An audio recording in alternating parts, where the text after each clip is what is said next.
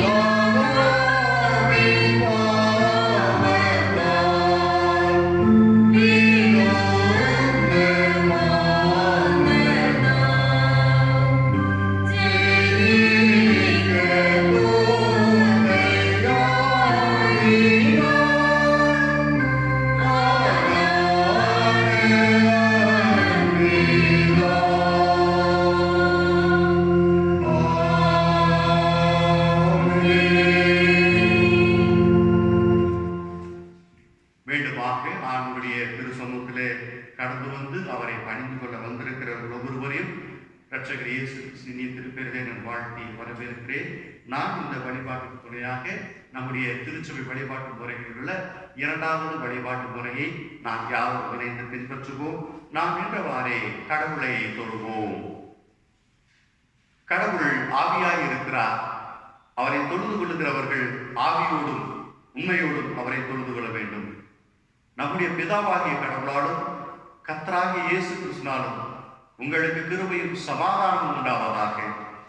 இது கர்த்தர் உண்டு பண்ணின நாள், இதிலே களிகூர்ந்து மகிழ கடவோம். கடவுள் ஒளியாய் இருக்கிறார். அவர்கள் எவ்வளவே இருளில்லை. அவர் ஒளியில் இருக்கிறது போல நாமும் ஒளியிலே நடந்தால் ஒருவரோடு ஒருவர் ஐக்கியப்பட்டிருப்போம். அவருடைய குமாரனாகிய இயேசு கிறிஸ்து ரத்தம் சகல பாவங்களை நீக்கி நம்மை சுத்திகரிக்கும். ஆண்டவரே, எங்கள் உதடுகளை திறந்தருளும். பிதாவுக்கும் குமாரனுக்கும் பரிசுத்த ஆவிக்கும் மகிமை உண்டாவதாக.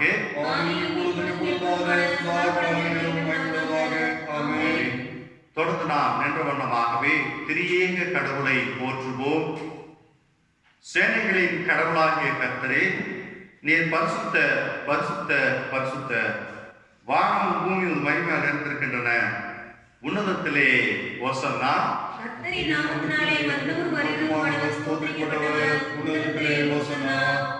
கடவுளே நீர் பரிசுத்த, கடவுளே நீர் பரிசுத்த, சர்வ வல்லவரே நீர் பரிசுத்த, சர்வ வல்லவரே நீர் பரிசுத்த, சாவாமை உடையவரே நீர் பரிசுத்த, சாவாமை உடையவரே நீர் பரிசுத்த. ஆண்டவரே, எங்களுக்காக சிலுவையில் அறைந்த எங்கள் மீட்பரே, எங்கள் மேல் கிருபையாயிரும். ஆண்டவரே, எங்களுக்காக சிலுவையில் அறைந்த எங்கள் மீட்பரே, எங்கள் மேல் கிருபையாயிரும். பரிசுத்த ஆவியாகிய ஆண்டவரே, எங்கள் மேல் கிருபையாயிரும். பரிசுத்த ஆவியாகிய ஆண்டவரே, எங்கள் மேல் கிருபையாயிரும். ஆண்டவரே, எங்கள் ஜெபங்களையும் ஆராதனையும் ஏற்றுக்கொண்டு எங்கள் மேல் கிருபையாயிரும். ஆண்டவரே, எங்கள் மேல் கிருபையாயிரும். பாவ அறிக்கை. நமக்கு பாவமில்லை என்போமானால் நம்மை நாமே வஞ்சிக்கலாமோ? நமக்குள் உண்மை இல்லை. நமது பாவங்களை அறிக்கையிட்டால் பாவங்களை நமக்கு மன்னித்து எவ்வித அனிதமும் நீங்க நம்மை சுத்திகரிப்பதற்கு அவர் நம்பத்தக்கவரும் நீதியும் உள்ளவர். நான் எழுந்து என் தகப்பனத்திற்கு போய், தகப்பனே, பரத்துக்கு விரோதமாகவும் உமது பார்வையிலும் நான் பாவம் செய்தேன்.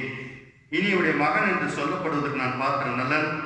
உம்முடைய கூலிக்காரன் ஒருவனாக என்னை வைத்துக் கொள்ளும் என்பேன். கடவுளின் அரசு அருகில் இருக்கிறது.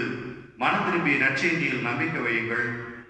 நமது பலவீனங்களுக்காக பரிதபிக்க முடியாத பிரதான ஆசாரியர் நமக்கு இராமல் எல்லாவற்றிலும் நம்மை போல் சோதிக்கப்பட்டும் பாவம் இல்லாத பிரதான ஆசாரியரே நமக்கு இருக்கிறார்.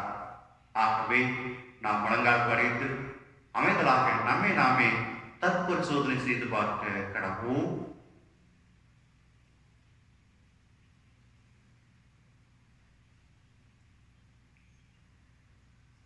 சர்வ வல்லமையுள்ள கடவுளிடத்தில் நாம் நமது பாவங்களை தாழ்மையோடு அறிக்கை செய்வோம்.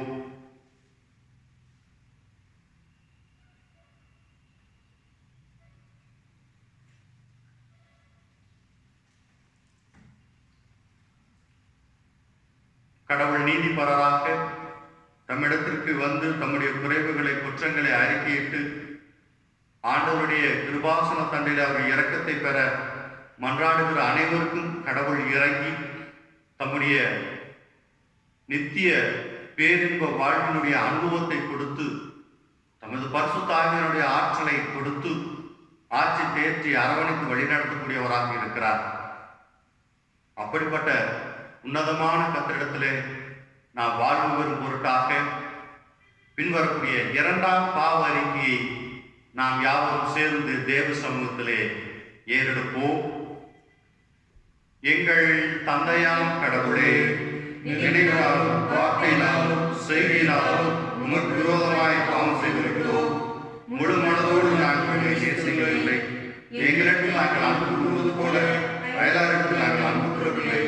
எங்கள் மேல் இரக்கமாய் இருக்க வேண்டிக் கொள்கிறோம். எங்கள் பாவ அழுக்கை நீக்கி எங்களுக்கு தெரியும்.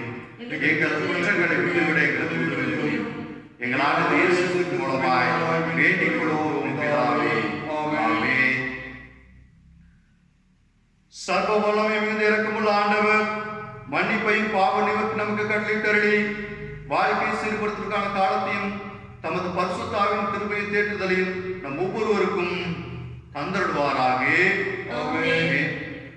ஆண்டவரை துதியுங்கள். அமருங்கள். இப்பொழுது திருமறை பாடங்கள் வாசிக்க நாம் கேட்போம்.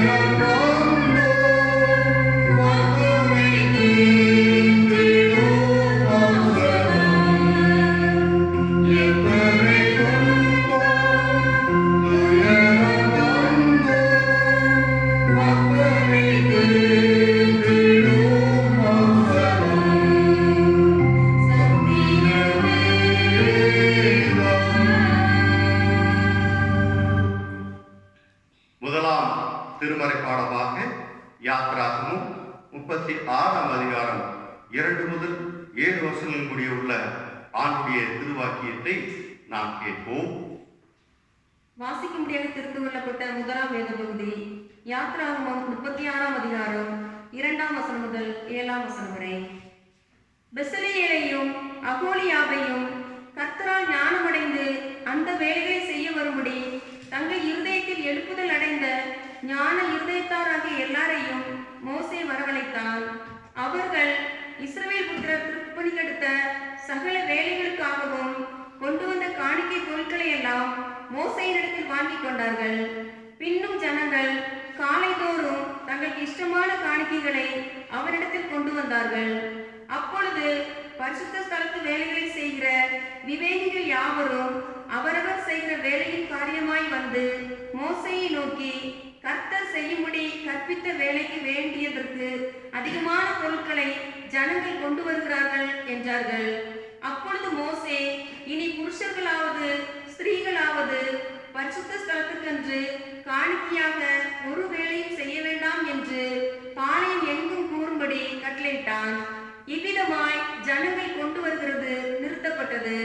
செய்ய வேண்டிய எல்லா வேலைகளுக்கும் போதுமான பொருட்கள் இருந்ததும் அல்லாமல் அதிகமாயும் இருந்தது என்பது வாசிக்கும்படியாக தெரிந்து கொள்ளப்பட்ட முதலாம் வேத பகுதி வாசித்து முடிந்தது.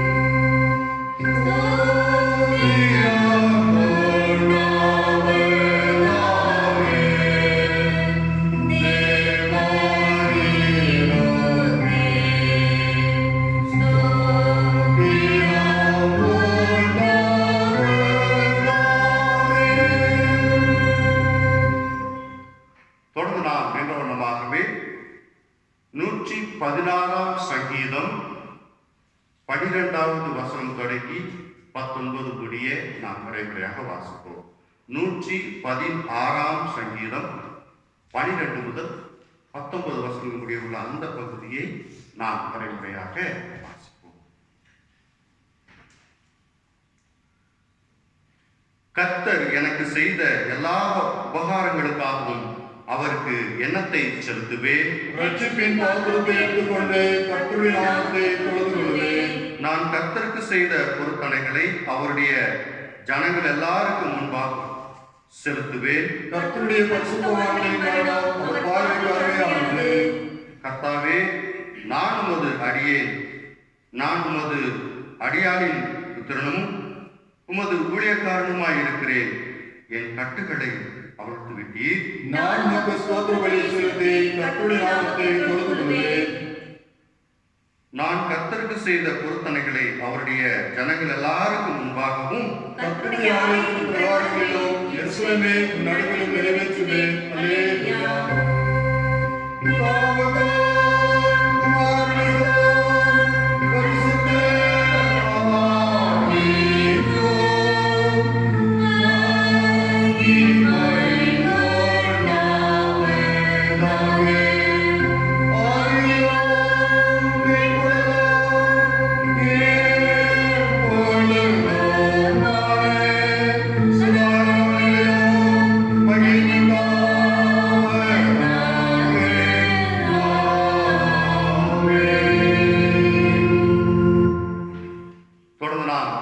இரண்டாம் திருமறை பாடம் வாசிக்க கேட்போம். அது லூக்கா எழுதின நற்செய்தி நூல் 19ஆம் அதிகாரம் 11ஆம் வசனம் தொடங்கி 27 முடிய.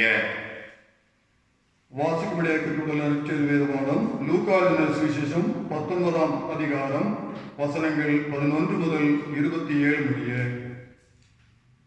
அவர்கள் இவைகளை கேட்டுக்கொண்டிருக்கையில் அவர் எருசலேமுக்கு சமீபமாயிருந்தபடினாலும் தேவனுடைய ராஜ்யம் சீக்கிரமாய் வெளிப்படும் என்று அவர்கள் நினைத்தபடினாலும் அது ஓமையை சொன்னார். பிரபுவாகி ஒருவன் ஒரு ராஜ்யத்தை பெற்றுக்கொண்டு வரும்படி தூர தேசத்துக்கு போக புறப்பட்டான். புறப்படும் போது அவன் தன் ஊழியக்காரரில் 10 பேரை அழைத்து அவர்களிடத்தில் 10 ராத்தல் திரவியங்களை கொடுத்து, நான் திரும்பி வரும் அளவும் இதை கொண்டு வியாபாரம் பண்ணுங்கள் என்று சொன்னான். அவனுடைய ஊரார் அவனை பகைத்து, இவன் எங்கள் மேல் ராஜாவாயிருக்கிறது எங்களுக்கு மனதில்லை என்று சொல்லும்படி அவன் பின்னே ஸ்தானாதிபதிகளை அனுப்பினார்கள்.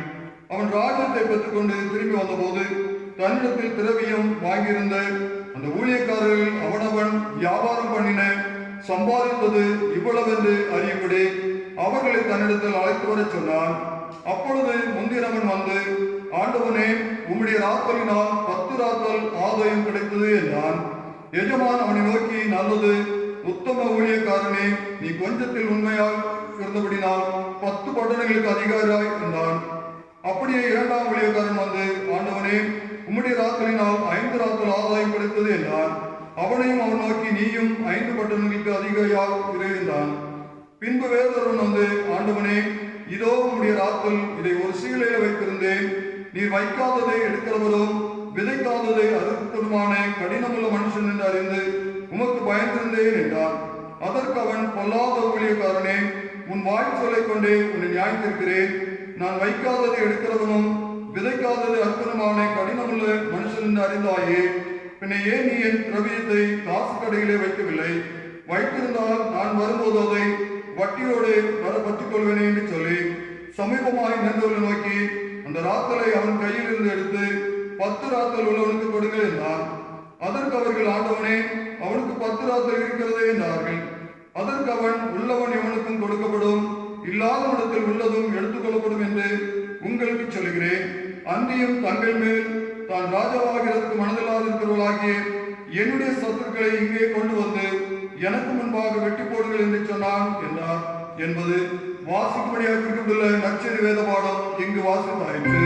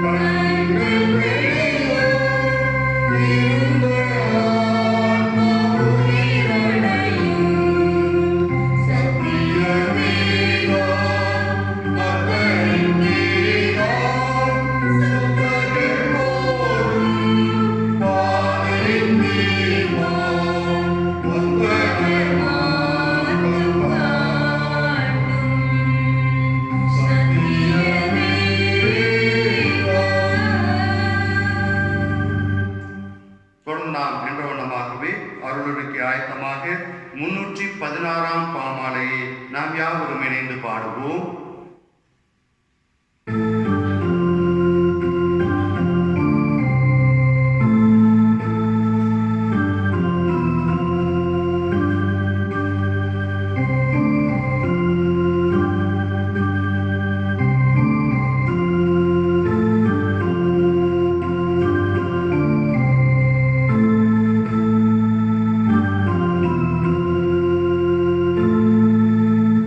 Jesus.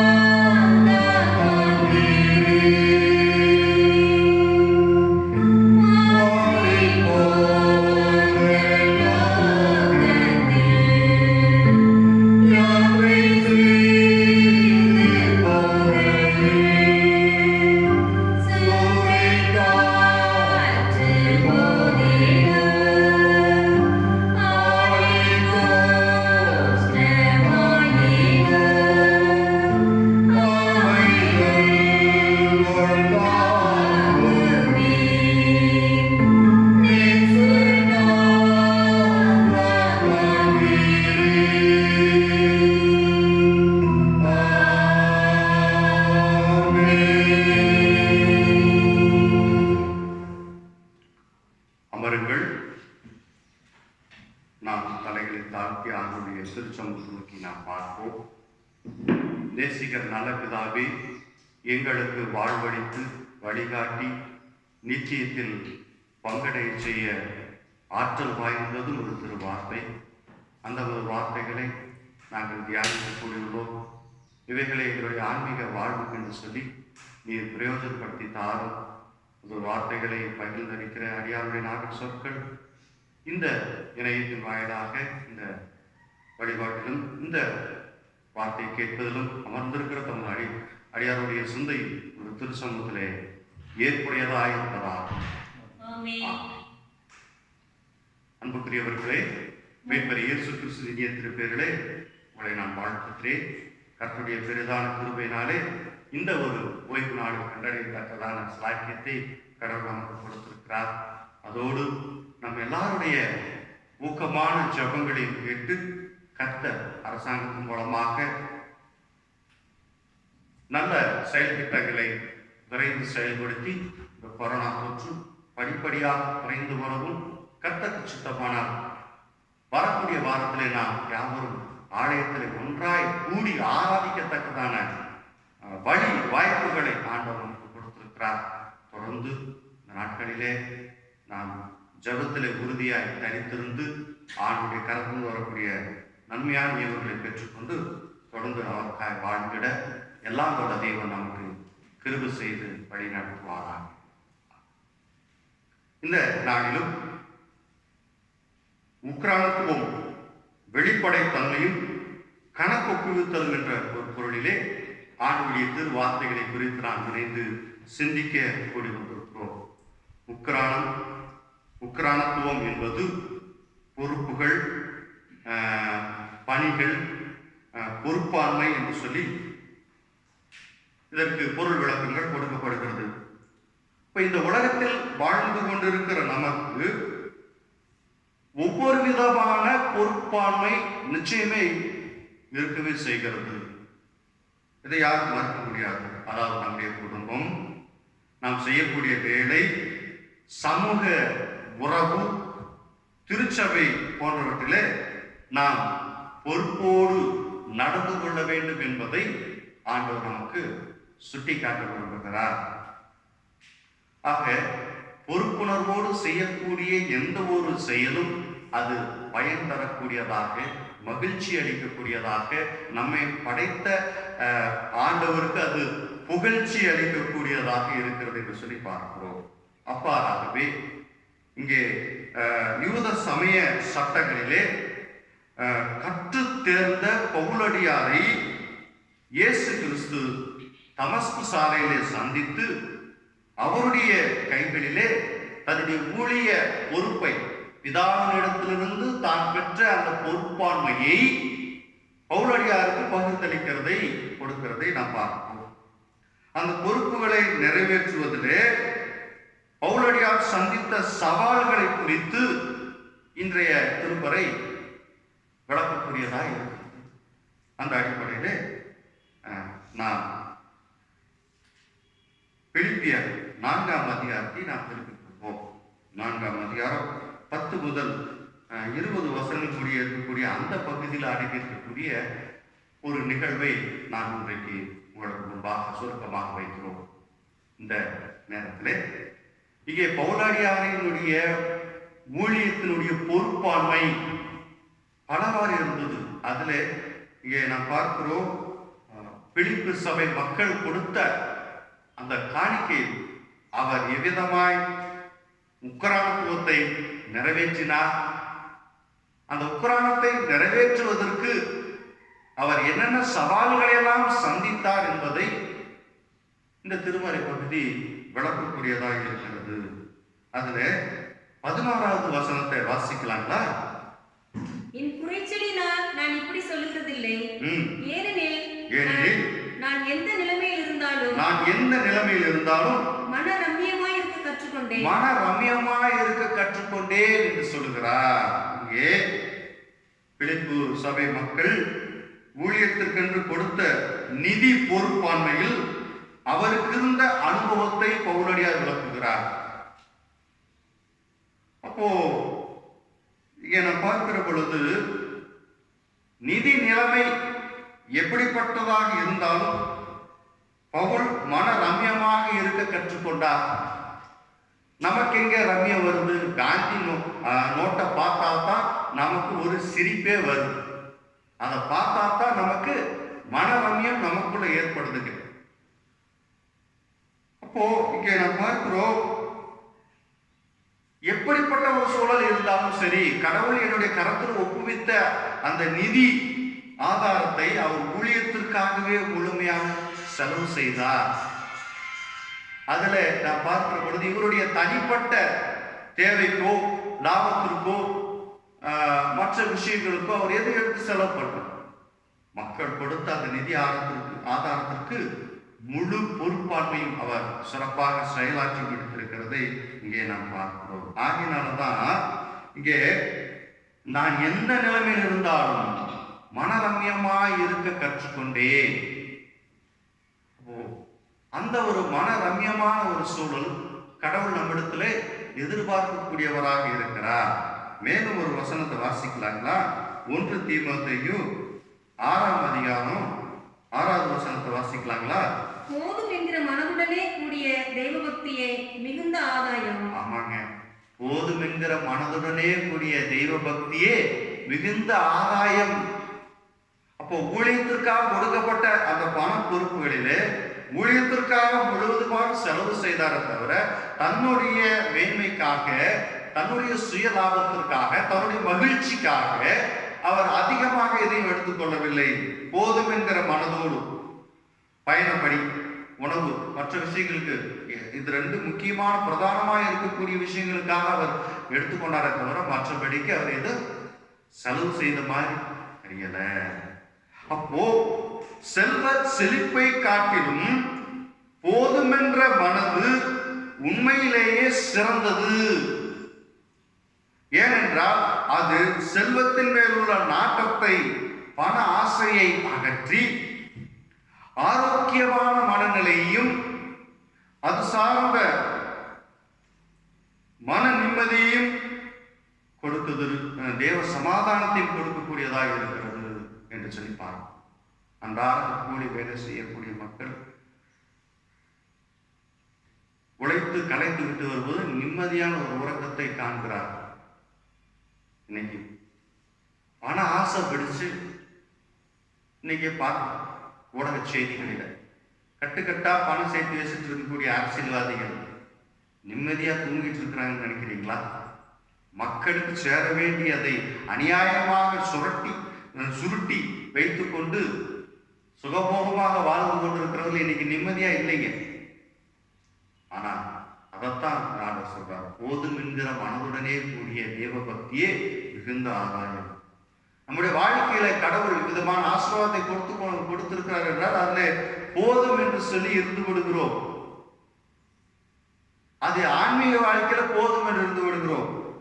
ஆண்டவருக்குப்பட்ட ஒரு ஆசீர்வாதத்தை போதும், உழைப்புல எங்க பத்தாது, நாமும் வளர்ச்சி பெற்றுக்கொண்டே இருக்க வேண்டும் என்று சொல்லி விரும்புகிறோம். அல்லது உலக காரியத்துல நம்முடைய தொழில்கள், வியாபாரங்கள், நாம் கையிட்டு செய்யக்கூடிய அனைத்து முயற்சிகளிலும் மேன்மையும் நன்மையும் ஆசீர்வாதம் என்று அதிக ஆசீர்வாதத்தை விரும்புகிறோம்னா, அதே போல ஆவிக்குரிய வாழ்க்கையில முன்னேறி செல்லணும். கர்த்தருடைய கிருபாசன தண்டையில இன்னும் நெருங்கி கிட்டி சேரணும்.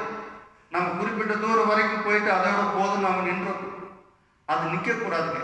கணுக்கால் அளவு போதாது, முழங்கால் அளவு போதாது, முழு அளவுக்குள்ளாக கர்த்தருடைய ஆவியானவர்களின் கிருபையில நிறைந்து செபிப்பதும் வேதத்தை வாசிப்பதும் கர்த்தரோடு அந்யோன்யப்படக்கூடிய அந்த அனுபவத்திலும் விசுவாசிகள் வளர்ந்து பெருக வேண்டும்.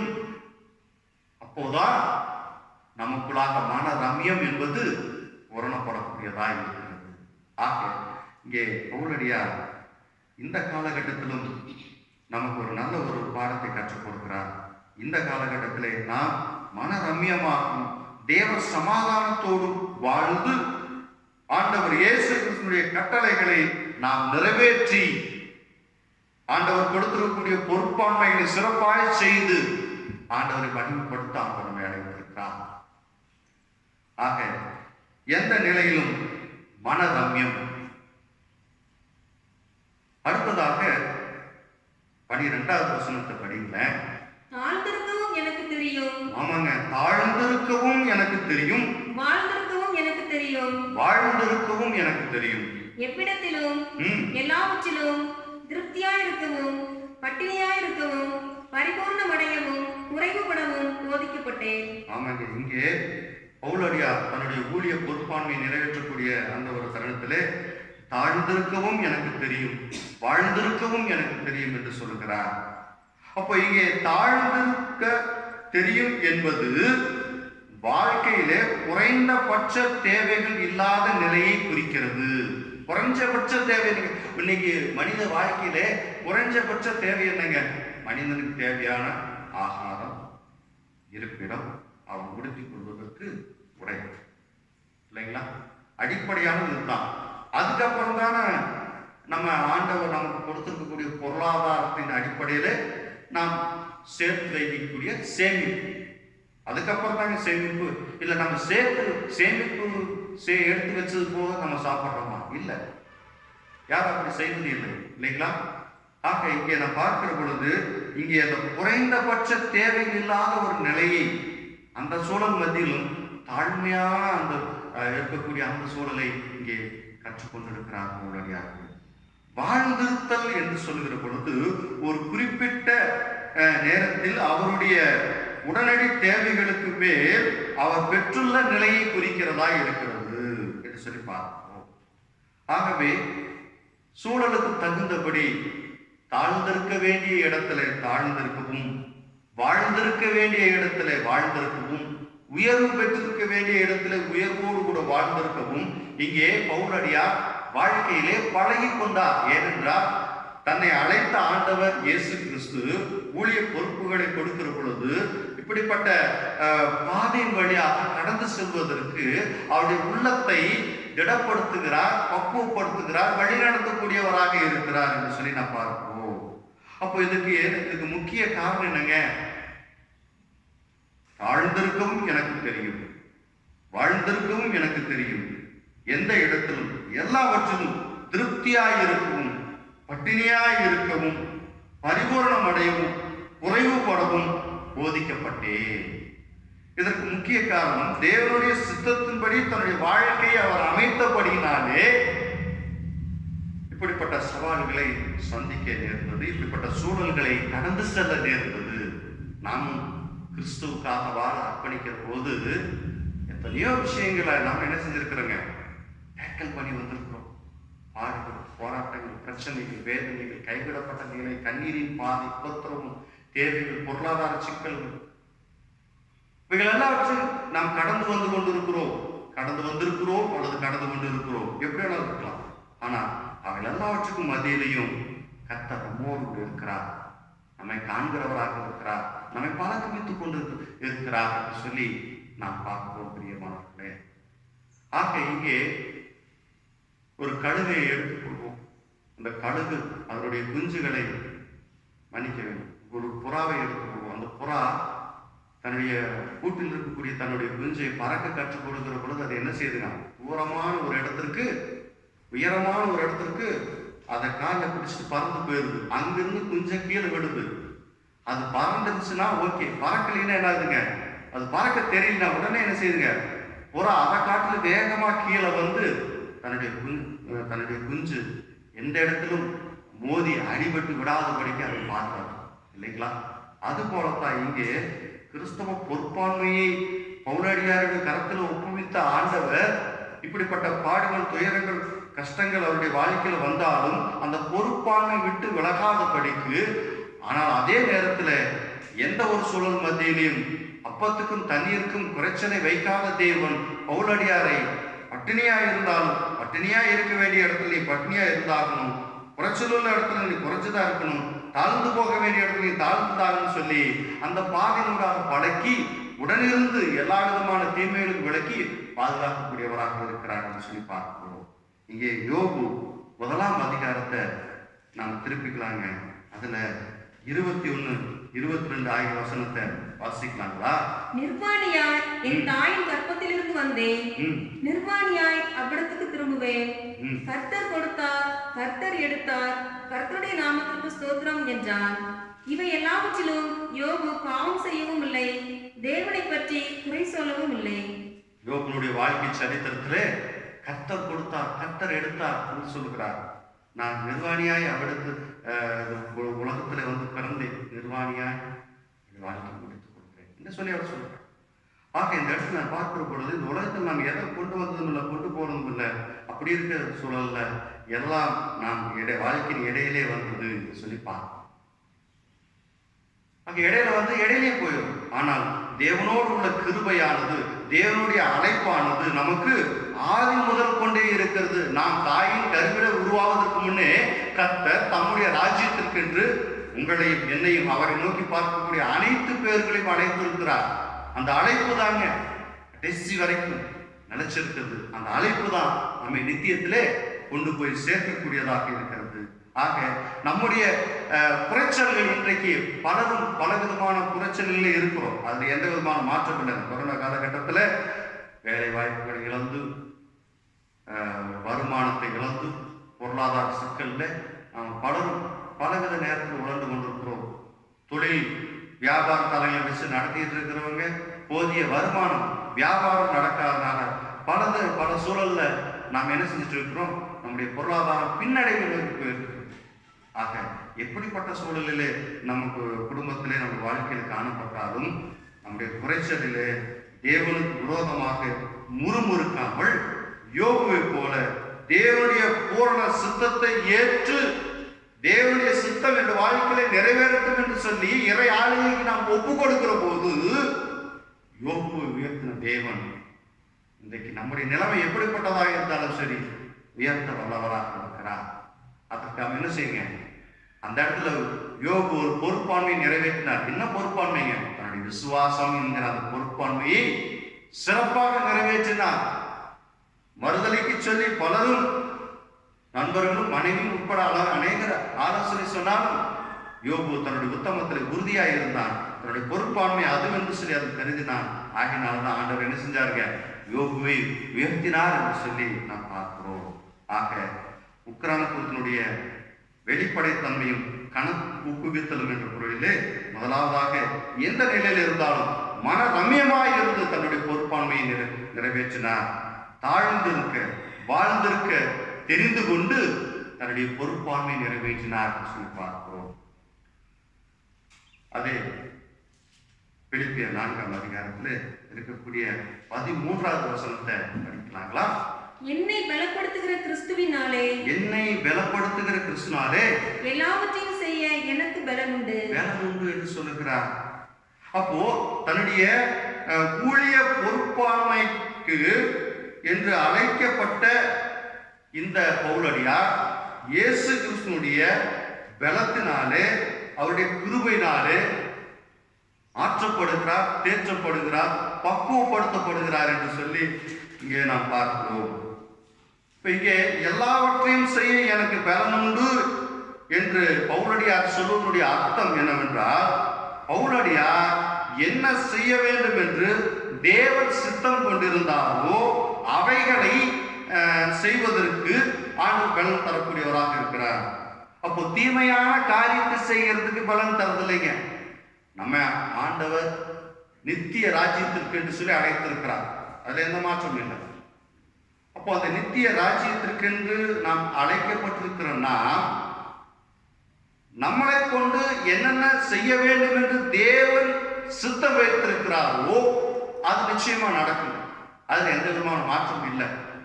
இப்போ தேவ சித்தம் இல்லாமல் நம்முடைய தலைமுறை ஒருமையாகவும் கீழே விடுவது அதை பார்க்க. அப்போ அதைத்தான் இங்கே பவுலடியாருடைய வாழ்க்கையிலும் இங்கே நடந்ததை நாம் பார்க்கிறோம். அப்போ பவுலடியாரை குறித்து ஆண்டவர் என்னென்ன சித்தம் வைத்திருந்தாரோ, உபத்திரவப்படுகிறதுக்கு, பாடுகள் அனுபவிக்கு, சிறை சேதம், இப்படி பலவிதமான உபத்திரவத்தின் வழியாக கடந்து போவதுதான் தேவனுடைய சித்தமாக இருந்தது என்று சொல்லி நாம் பார்க்கிறோம். அதற்கு ஏற்றபடியே கடவுள் வழி நடத்தினார் இல்லைங்களா? அப்போ பவுலடியார் என்ன செய்ய வேண்டும் என்று தேவன் சித்தம் கொண்டிருந்தாரோ அவைகளை செய்வதற்கு தேவன் பலன் தருகிறார் என்று சொல்லி இங்கே பொருள்படுகிறது. அப்போ கர்த்தருடைய வார்த்தைகள் ஒரு வேலையை அல்லது ஒரு பொறுப்பாண்மையை செய்வதற்கு தேவையான கிருபைகளை பலனை கொடுக்கிறது.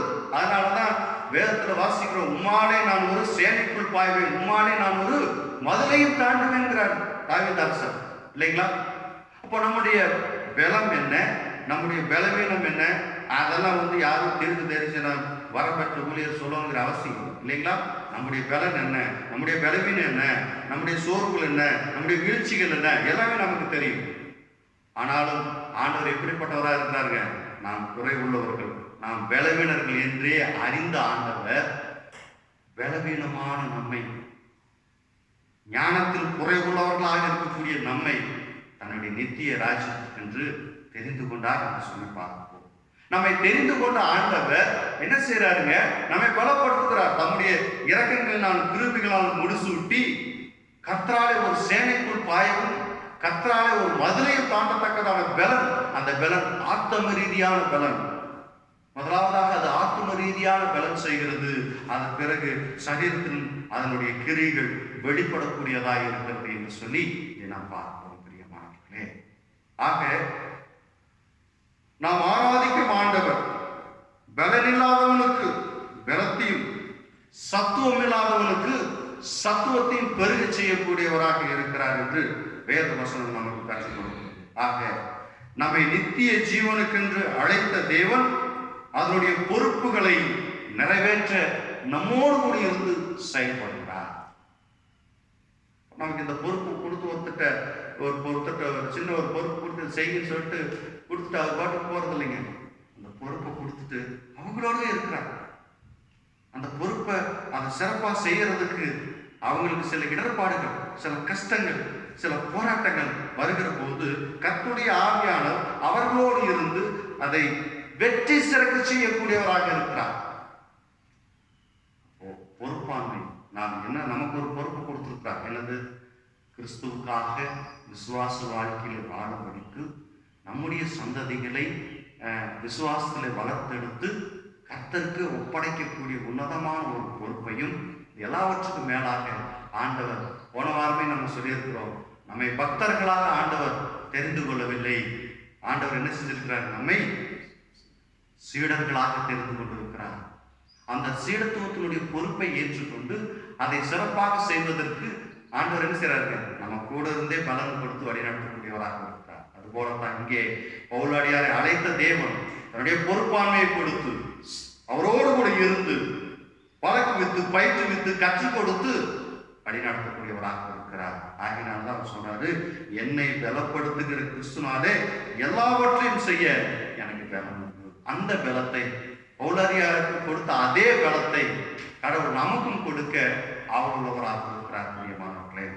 ஆகவே விரைவாக பவுலடியாரை அழைத்து தன்னுடைய பொறுப்பாண்மையை கொடுத்த இயேசு கிறிஸ்து பல்வேறு நிலைகளிலே பவுலடியார் துன்பம், துயரம், பாடுகள், போராட்டம், சிறை தண்டனை, பசி, பட்டினி, வெறுமை போன்ற பல நிலைகளிலே பவுலடியாரை வழிநடத்தி பக்குவப்படுத்தி தன்னுடைய ராஜ்யத்தினுடைய எல்லை விரிவாக்குவதற்கு அவர் இத்தனை விதமான பாடுகளின் மூலமாக தேவ ராஜ்யத்தினுடைய விரிவாக்கத்திற்கு என்று பவுலடியார் பாடுபட்டார். இதுக்கு மத்தியில பவுலடியாரை வழி நடத்தி கடவுள் தனக்கென நிலைப்படுத்தி இருக்கிறதை நாம் பார்க்கிறோம். அதுபோலவே பவுலடியாரும் தன்னுடைய பொறுப்பாண்மையை வெளிப்படைத்தன்மையோடு அவர் நிறைவேற்றினார். அதுபோல நாமும் ஆண்டவர் நம்மை அழைத்த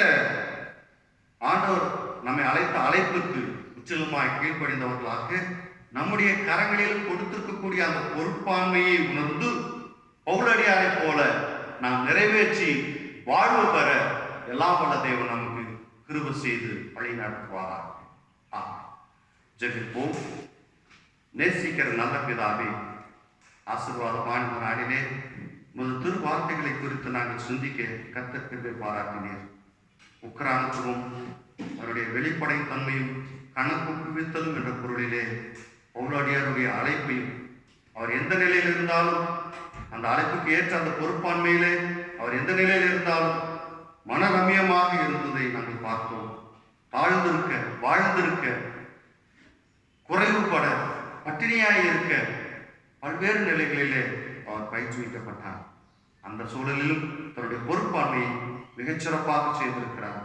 இந்த 2 பணிகளை செய்வதற்கு கர்த்தர் அடுத்ததாக உன்னதமான ஆசீர்வாதத்தை கொடுத்திருக்கிறீர். எல்லாவற்றையும் செய்வதற்கு பவுலடியாரை பலப்படுத்தினீர். அதே போல எங்களை அழைத்து பூரண கிருபைகளின் நன்மைகளின் ஆசீர்வாதங்களின் பொறுப்பாண்மையும் எங்களுடைய கைகளில் கொடுத்திருக்கிறீர். இதை உணர்ந்து தேவ பலத்தால், தேவ ஞானத்தால், தேவனுடைய பரிசுத்த ஆவியாளருடைய அனுக்கிரகத்தால் நாங்களும் எங்களுடைய பொறுப்பாண்மையை தேவனுடைய திருவுள சித்தத்தின்படி நிறைவேற்றி நித்திய வாழ்வுடைய மகிழ்ச்சியை கண்டறிய கர்த்தர் எங்கள் ஒவ்வொருவரையும் உமக்குள் பலப்படுத்தியவர்கள பண்றார்கள். மீட்பர் இயேசு நாமத்தில் வேண்டிக் கொள்கிறோம் பிதாவே.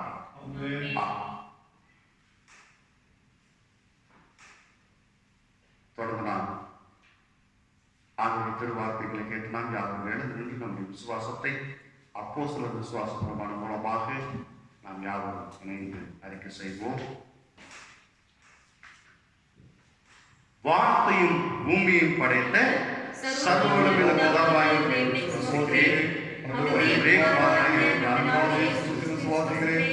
அவர் பரிசுத்தாவியினாலே கன்னிகையாய் பிறந்தார். முதலாம் காலத்தில் பாடுபட்டு சிலுவையிலிருந்து மரித்து அடக்கப்பட்டு பாதாளத்தில் இருக்கிறார். மூன்றாம் எழுந்தினார். பரமண்டலத்துக்கு ஏறி சர்வவல்லமையுள்ள பிதாவாகிய தேவனிடத்தில் வீற்றிருக்கிறார். அவரிடத்தில் நியாயத்தீர்ப்பு பரிசுத்தாவியை விசுவாசிக்கிறேன். பொதுவாக மற்றவர்களுடைய ஐக்கியமும் பாவ மன்னிப்பும் சரீரம் இருத்தலும் நித்திய ஜீவனும் விசுவாசிக்கிறேன். ஆமென். நாம் அறிக்கையிட்ட விசுவாசத்திலே ஆண்டவருடைய வரியை மட்டும் நிலைத்திருக்க எல்லாம் வல்ல தேவன் நமக்கு கிருபை செய்து வழி நடத்துவாராக. சபையார் அமரங்கள், சபையாருக்கான ஒரு சில அறிவிப்புகள். அன்பானவர்களே, மட்டுமாய் கிறிஸ்துவுக்குள் நல்ல சுகத்தோடும் பலத்தோடும் நீங்கள் இருப்பீர்கள் என்று சொல்லி விசுவாசித்து கர்த்தரை நான் துதிக்கிறேன். திருச்சபையின் இறைமக்கள் ஒவ்வொருவரையும் அந்த நேரத்தில் வாழ்த்துக்கிறேன். தொடர்ந்து ஆண்டவர் உங்களுக்கு நல்ல ஜீவன் சுகங்களை கொடுத்து வழி நடத்த தொடர்ந்து நாங்கள் ஜெபித்துக் கொண்டிருக்கிறோம். சிறப்பாக கர்த்தருக்கு சித்தமான வரக்கூடிய ஞாயிறிலே சமய வழிபாட்டு தலங்கள் எல்லாம் திறக்கப்படுவதற்கு அரசாணை வெளியிடப்பட்டிருக்கிறது. அதை பின்பற்றி நம்முடைய மாவட்ட ஆட்சியருடைய அறிவுறுத்துதல் வழிகாட்டின்படி ஆலயம் நடத்துவதற்கு உத்தேசிக்கப்பட்டு வருகிறது. அதற்குரிய அறிவிப்பும் நம்முடைய வாட்ஸ்அப் குழுவிலே பகிரப்படும். ஆகவே திருச்சபை மக்கள் இனியும் வரக்கூடிய காலங்களிலே ஆலயத்திற்கு கர்த்தரை தேடுவதற்கு முதன்மையான இடத்தை நீங்கள் கொடுத்து ஆண்டவருடைய நிறைவான ஆசீர்வாதங்களை பெற்றுக்கொள்ள உங்களை அன்போடு கூட கேட்டுக்கொள்கிறேன். அதே போல திருச்சபை மக்கள் தங்களுடைய வீடுகளிலே வந்து சிறப்பு ஜெபத்தை ஏறெடுக்க வேண்டும் என்று சொன்னால் நிச்சயமாக அதை செய்ய ஆயத்தமாக இருக்கிறேன். ஆகவே திருச்சபை மக்கள் உங்களுடைய ஜெப தேவையில் எதுவாக இருந்தாலும் என்னோடு கூட நீங்கள் தொடர்பு கொள்ள உங்களை அன்போடு கூட கேட்டுக்கொள்கிறேன். அதே போல அதற்கான திருச்சபை மக்கள் அரசாங்க விதிமுறைகளை பின்பற்றி நீங்கள் பாதுகாப்பாக எந்த இடத்துக்கும் சென்று வர உங்களை மறுபடியுமாக நினைவுபடுத்துகிறேன். ஆகவே அனாவசியமாக நாம் வெளி பயணங்களை தவிர்த்து நம்முடைய அரசாங்கத்துடைய வார்த்தைகள் கட்டுப்பட்டு தொடர்ந்து ஜீவனோடும் சுகத்தோடும் பலத்தோடும் ஆண்டவரை ஆராதித்து ஆண்டவர் நிறைவான ஆசீர்வாதத்தை கண்டடைவோம். தேவ தயவும் நம்மோடு கூட உடனிருப்பதாக. தொடர்ந்து நாம் யாரும் எழுந்து நின்று நம்மையும் நம்முடைய காணிக்கை படைப்பவனமாக 105ஆம் கீர்த்தனையை நாம் யாரும் இணைந்து பாடுவோம்.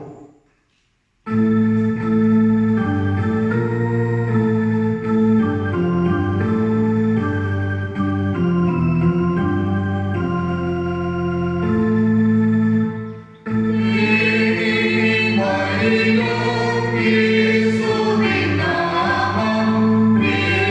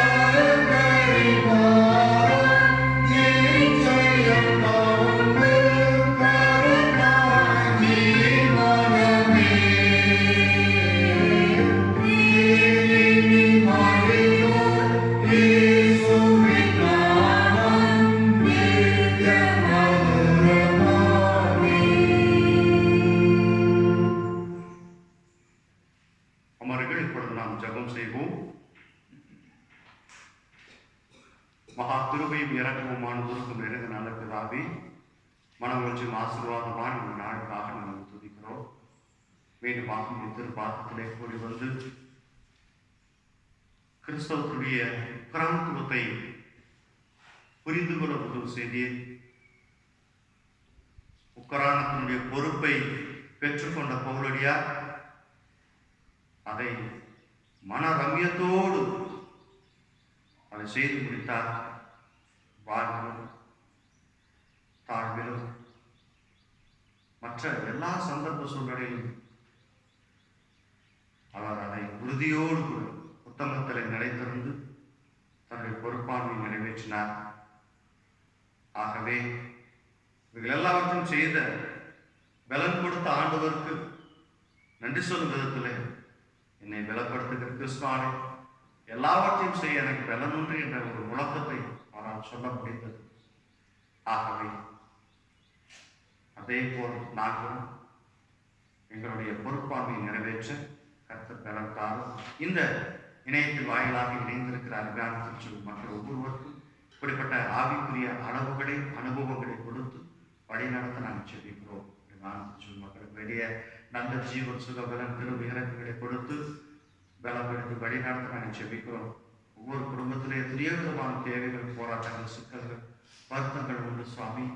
அது எல்லாவற்றுக்கும் ஒரே தீர்வு கர்த்தருடைய பாதத்தில் வைத்து ஜெபிக்கிற பொழுது கர்த்தர் எல்லாவற்றிலும் கர்த்தர் நன்மையான பூரணமான ஆசீர்வாதங்களை கொடுக்கக்கூடியவராக இருக்கிறார் என்று சொல்லி கர்த்தரை சார்ந்து வாழ்வு பெற ஒவ்வொருவருக்கும் வேண்டிய மனச்சிந்தைகளை கொடுத்து வழிநடத்தியவரை நாங்கள் செபிக்கிறோம்.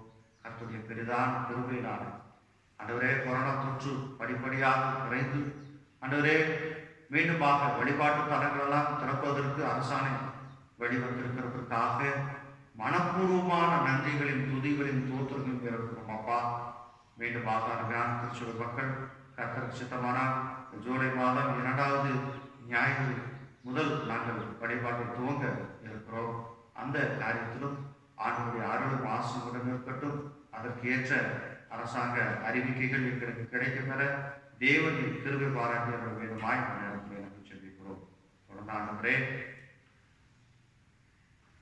படைத்த காணிக்கைகளுக்காக நன்றி சொல்கிறோம். படைத்த கரங்களை கூட ஆசீர்வாதத்திற்கு ஏற்ற பாடல்கள் கொடுத்து வழி நடத்தும்.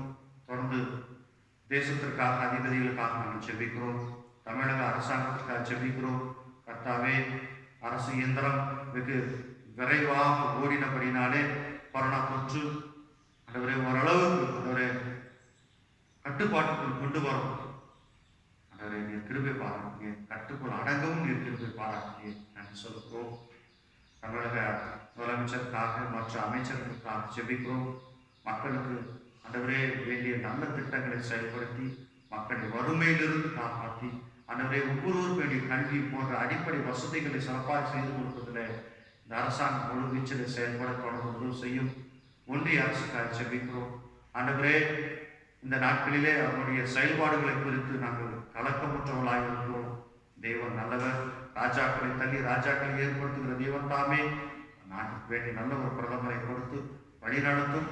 தொடர்ந்து வடநாட்டு மக்களும் விழிப்புணர்வு பெற்று தங்களுடைய உரிமைகளுக்காக வாழ்வாதாரத்துக்காக போராடி அவர்கள் எல்லாவற்றையும் பெற்றுக்கொள்ளத்தக்கதான சிந்தைகளை கொடுத்து வழிநடத்த நாங்கள் ஜெபிக்கிறோம்.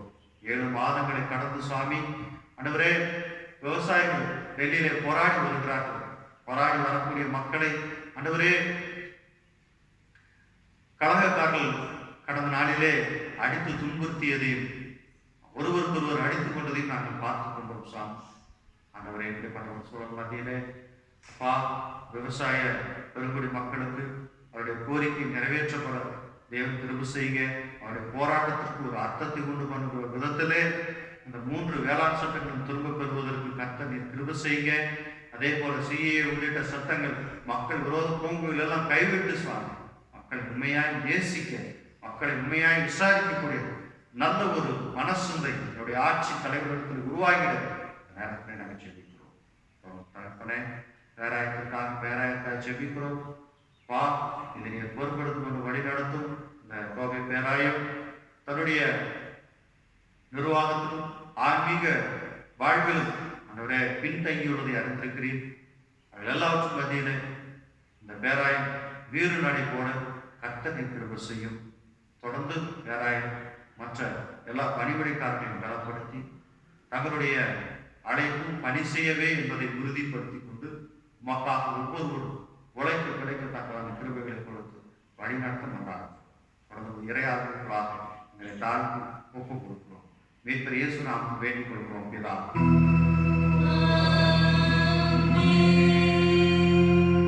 பரமண்டலங்களில் இருக்கிற எங்கள் பிதாவே,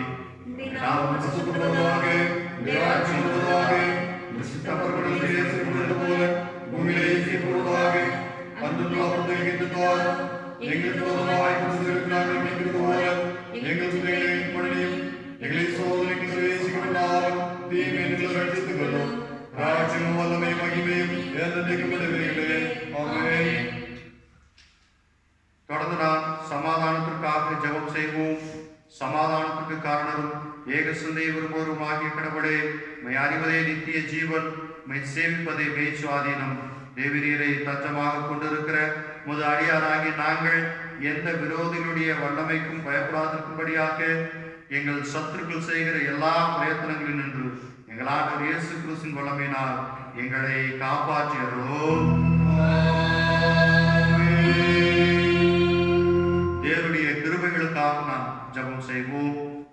சர்வ வளமில்ல நித்திய கடவுளே, இந்நாள் வரை எங்களை சுகமாக வழிநடத்தி வந்த எங்கள் பரமபிதாவாகிய ஆண்டவரே, இந்நாளிலும் உமது மிகுந்த வல்லமையினால் எங்களை காப்பாற்றி நாங்கள் யாதொரு பாவத்துக்கு உட்படாமலும் எவ்விதமான மோசத்திலும் அகப்படாமலும் உமது பார்வைக்கு நீதியாக இருக்கிறது எப்பொழுதும் செய்கிறதற்கு நாங்கள் செய்கிற எல்லாவற்றையும் உம்முடைய ஆளுமையினாலே நடத்தியருள வேண்டும் என்று எங்கள் ஆண்டவர் இயேசு கிறிஸ்து மூலமாய் வேண்டிக் கொள்கிறோம் பிதாவே.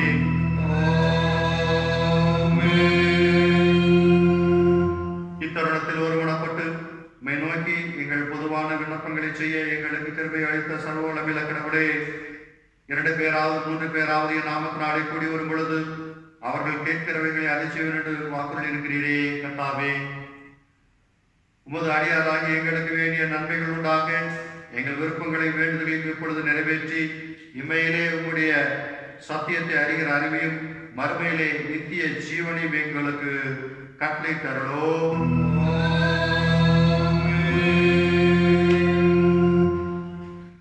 ஆண்டவர்களை ஆசீர்வதித்து உங்களை காக்க கடவர். ஆண்டவர் தம்முடைய முகத்தை உங்கள் மேல் பிரகாசிக்க பண்ணி கிருபையாயிருக்க கடவர். ஆண்டவர் தம்முடைய முகத்தை உங்கள் மேல் பிரசன்னமாக்கி இப்பொழுதும் எப்பொழுதும் உங்களுக்கு சமாதானம் கட்டளையிட கடவர்.